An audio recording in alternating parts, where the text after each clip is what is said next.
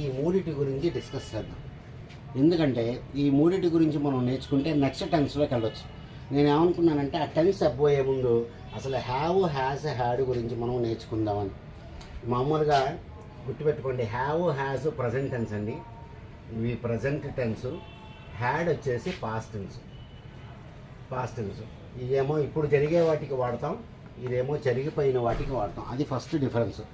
Have, has present tense, had వచ్చేసి past tense. ఇప్పుడు చూడండి, ఇక్కడ మనం హ్యావ్, హ్యాస్ ఈ రెండు అసలు ముందు ఎవరెవరికి వస్తాయి అనేది మనం నేర్చుకోవాలి బాగా. హ్యావ్ అనేది ఎవరికి వస్తుంది ఇంగ్లీష్లో ఎవరికి వస్తుందంటే ఫస్ట్ ఐఎన్, తర్వాత వి, నెక్స్ట్ వచ్చేసి యూ, నెక్స్ట్ వచ్చేసి దే. వీటికి మీరు ఎప్పుడూ కూడా హ్యావ్ మాత్రమే వాడాలి. I have, we have, you have, they have.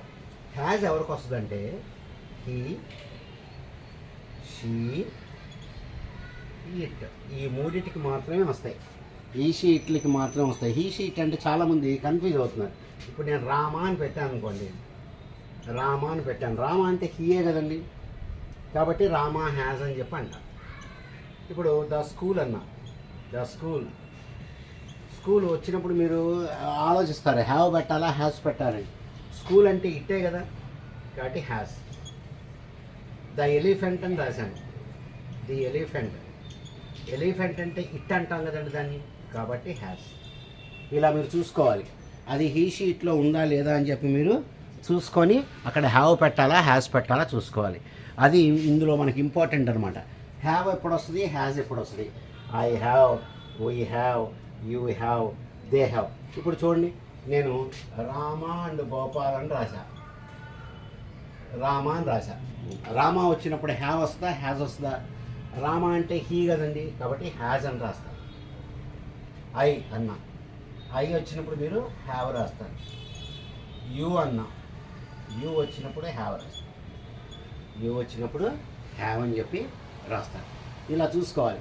ఇప్పుడు నేను రామా అండ్ గోపాల్ అని రాశాను, అని చెప్పి రాశాను. ఇప్పుడు చూడండి, ఇప్పుడు ఏం పెడతారు? రామా అండ్ గోపాల్ అంటే ఇక్కడ హ్యావ్ పెడతారా హ్యాస్ పెడతారా? చూడండి, రామా అండ్ గోపాల్ అంటే మనం ఏమంటాం? వాళ్ళు అంటాం. రామా అండ్ గోపాల్ అంటే వాళ్ళని వాళ్ళు అంటాం, కాబట్టి ఇక్కడ మీరు హ్యావ్ అని చెప్పి రాస్తారు. నేను వీడియోస్ చేసే పర్పస్ ఒకటే, నా వీడియో చూసిన తర్వాత మీరు ఏదో ఒక పాయింట్ నా దగ్గర నుంచి నేర్చుకోవాలి. అది నా ఉద్దేశం. ఏదో చేశాము వీడియో, సబ్స్క్రైబర్స్ వస్తున్నారు, వ్యూస్ వస్తున్నాయి అనేది కాకుండా మేము నేర్చుకున్నామా లేదా అనే ఉద్దేశంతో ఆ మనసుతోటి చేస్తున్నాను నేను. కాబట్టి రామా అండ్ గోపాల బదులు మీరు ఏమి రాయొచ్చు? ఇక్కడ దే అని చెప్పి రాసుకోవచ్చు, వాళ్ళు అని. కాబట్టి రామా అండ్ గోపాల్ హ్యావ్ అని చెప్పి మనం రాస్తాం. రామా అండ్ గోపాల్ హ్యావ్ అని చెప్పి రాస్తాం. ఇది మెయిన్ అనమాట. కాబట్టి have, has present tense, had వచ్చేసి పాస్ట్ టెన్స్. ఇది మీరు బాగా గుర్తుపెట్టుకోండి. ఎందుకంటే మనం రేపు చెప్పబోయే టెన్స్లో హ్యావ్, హ్యాస్లు వస్తాయి. అప్పుడు ఇంత డీటెయిల్డ్గా మనం చెప్తే వీడియో లెంగ్త్ ఎక్కువైపోతుంది. కాబట్టి దీని గురించి నేను ప్రత్యేకంగా చేస్తున్నా. కాబట్టి ఐ హ్యావ్, హ్యాస్కి జనరల్ మీనింగ్ ఏంటంటే కలిగి ఉండుట అని. ఇది నా దగ్గర ఉంది అని చెప్తారు. కలిగి ఉండుట అనే మీనింగ్లో మనం దీన్ని వాడతాం. హ్యాడ్ అంటే ఉంది అని, చూడండి, ఐ హ్యావ్ ఏ హౌస్, నాకు ఒక ఇల్లు ఉంది అని చెప్పడానికి మీరు నేను ఒక ఇల్లు కలిగి ఉన్నానని చెప్తాను. మాకు we have a scooter, you have a necklace, నీ దగ్గర ఒక నెక్లెస్ ఉంది. You have a necklace. కాబట్టి I, you, he, she, it మూడిటికి కూడా హ్యాస్ వస్తుంది. He has, she has, it has a bungalow, bungalow, they have a gold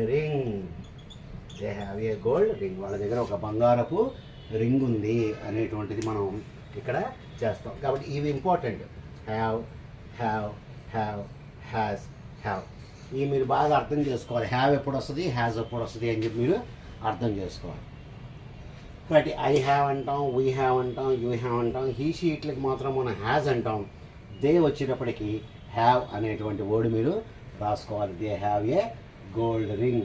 ఇప్పుడు మీరు హ్యావ్ని కనుక హ్యాడ్ కింద మార్చారనుకోండి, పాస్ట్ టెన్స్లో వస్తుంది. ఇప్పుడు చూడండి, ఐ హ్యాడ్ ఏ హౌస్, నాకు ఇంతకుముందు ఇల్లు ఉండేది అని. We have a scooter, we had a scooter, మాకు ఇంతకుముందు స్కూటర్ ఉండేది అని. అన్నీ కూడా ఇంతకుముందు ఉండేది అనేటువంటి మీనింగ్లో మనం దీన్ని రాస్తాము అనేది మనం ఇక్కడ రాస్తూ ఉంటాం. కాబట్టి ఇది మీరు జాగ్రత్తగా చూసుకోవాలి. రైట్. ఇప్పుడు మనం చూద్దాం. I dash A shirt, I have a shirt, sorry, we have A ball, you dash A flat, he sheet dash a diamond, they dash a building. ఇప్పుడు మనం ఆన్సర్స్ ఏం పెడతాం అని చెప్పండి. I dash have a shirt, I have a shirt. We have a shirt. You have a flat. You have a flat అంటే నీకు ఒక flat ఉంది అని. హీ అంటే గుర్తుపెట్టుకోండి. హీ అంటే ఒకసారి రామ అని వస్తుంది, గోపాల్ అని వస్తుంది, ప్రకాష్ అని వస్తుంది. షీ రాణి,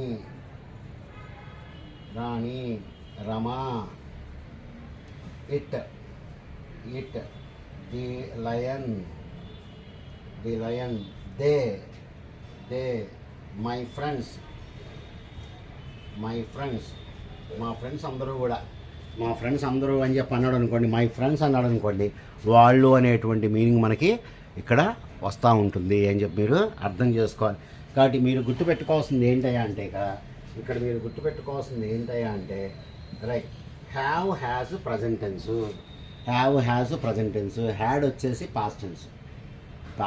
హ్యాడ్ వచ్చేసి పాస్ట్ టెన్స్. ఇప్పుడు మీరు హ్యావ్ బదులు హ్యాడ్ పెట్టారనుకోండి, మీరు దాన్ని పాస్ట్ టెన్స్లోకి మార్చినట్టు అనమాట. హ్యాజ్ బదులు హ్యాడ్ పెట్టారనుకోండి, మనకి పాస్ట్ టెన్స్లో మార్చినట్టు. చూడండి, హీ హ్యాజ్ ఏ డైమండ్, అతని దగ్గర ఇప్పుడు ఒక డైమండ్ ఉంది. ప్రజెంట్ టెన్స్ కదా, ఇప్పుడు ఉంది అని అంటాం. అలాగే he had a diamond 2 years ago అంటాం. He had a diamond 2 years ago అని చెప్పి మనం ఇక్కడ చెప్తూ ఉంటాం. కాబట్టి ఈ విధంగా మీరు హ్యాజ్ల యొక్క ఉపయోగం మీరు బాగా నేర్చుకోవాలి. ఈ బాగా నేర్చుకుంటే మీకు నేను రేపు చెప్పబోయేటువంటి టెన్స్ మనకి వస్తుందన్నమాట. రైట్. ఇది కొంతమందికి లక్షల్లో వ్యూస్ వస్తున్నాయి, కొంతమందికి లక్షల్లో సబ్స్క్రైబర్స్ వస్తున్నారు. నా వీడియోస్కి అంత పాపులారిటీ రాలా. చాలా వీడియోలు చేశాను కానీ ఇంకా 200-300 మాత్రమే వస్తున్నాయి. 200-300 వస్తుంది. కాబట్టి నా వీడియోస్ చూసిన వాళ్ళు ఎవరు కూడా సబ్స్క్రైబ్ చేయట్లేదు. సబ్స్క్రైబ్ చేయకుండా జస్ట్ మామూలుగా అలా చూసేసి అట్లా వెళ్ళిపోతున్నారు. నాకు ఒక యాంబిషన్ ఉంది, ఏంటంటే నాకు 1 lakh సబ్స్క్రైబర్స్ రావాలి. అది నా మాటో, నా ప్లెడ్జ్, ప్రామిస్. 1 lakh సబ్స్క్రైబర్స్ ఉండాలి. నా ఒక వీడియోకి 1,00,000 మంది వ్యూయర్స్ రావాలి. అది ఆ ఉద్దేశంతో నేను చేస్తున్నాను. ఇంకా అది అయ్యేదాకా నేను వీడియోస్ చేస్తూనే ఉంటాను. నా ఒక్క వీడియోస్కి ఎప్పుడైతే 1,00,000 మంది వ్యూస్ వస్తారో, నాకు మొత్తం మీద కలిపి 1,00,000 సబ్స్క్రైబర్స్ అవుతారో, అప్పుడు నేను నిజంగా ఏదో సాధించానని చెప్పి అనుకుంటాను. ఓకే డియర్ స్టూడెంట్స్, ఈ లెసన్ కొద్దిగా జాగ్రత్తగా అయినండి. ఎందుకంటే దీన్ని బేస్ చేసుకొని మనం రేపు ఇంకొక టెన్స్ మనం చెప్తూ ఉంటాం. Okay dear students, good day to you all.